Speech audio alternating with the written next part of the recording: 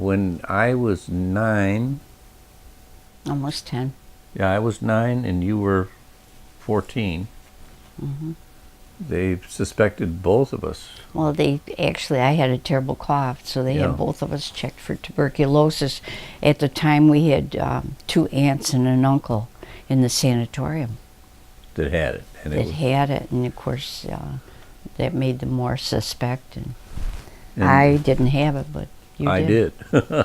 And so I was taken out of school and put into a sanatorium, which was a county facility in about 20 some miles from home. And I had to go there. And the first 5 months I was there, I was in bed. I got up to go to the bathroom. That was it. But I was in bed constantly. Took my meals there and everything. Myosin drugs were not on the market yet. Didn't have any drugs for it. It was bed rest. That was Bed the only rest. thing. Mm-hmm. But I ended up being in there about 10 or 11 months. But I could have come home sooner, but I was going to school there too. We had a one-room schoolhouse. We had one teacher that taught all grades. And I wanted to finish my school term. And I had turned 11 while I was there, but I wanted to finish that school term. That was 7th grade. I was in 7th grade at that time. And so I stayed on an extra month to 2 months longer than I had to because I wanted to finish school. Did you ever get to leave to come back home and visit? No, I didn't have any during that time. I was there all the time. After 5 months, I was able to get up during the day and I could walk to school. Prior to that, they used to wheel my bed down the hall. I went to school in bed. But it was fun, and you acclimate. I didn't think I was being picked on. It was hard at first to be away from home. I know that was because it was very, very institutional, and it was cold, and it was not any fun at first. But I acclimated to it. It was okay. Do you remember any good times in the hospital? Oh, we used to, yeah. School was fun.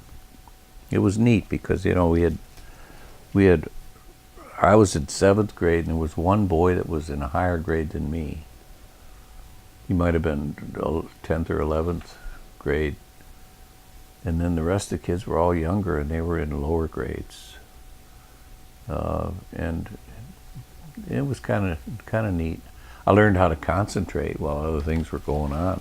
That helped me through a lot more schooling after that because, being in a one-room schoolhouse like that, and the teacher was spending time teaching somebody else maybe next to you, and you're trying to concentrate. So you learn how to shut that out. And so that was a good skill I learned there. And I used to make a lot of stuff with my hands, wallets and pins and jewelry and I don't know what else. And my mom and dad used to take it and put it in the bar and put the arm on customers to buy all that stuff, I think. And I saved the money, and when I got out, I had enough to buy a little boat and motor. So I lived at the river, and that boat and motor was a lot of fun. Usually on weekends, my mother almost every weekend she'd be there. And I didn't see much of my dad because he was running the business, but you come down once in a while. Mm-hmm. Yeah. So it wasn't as bad as you might think. Yeah.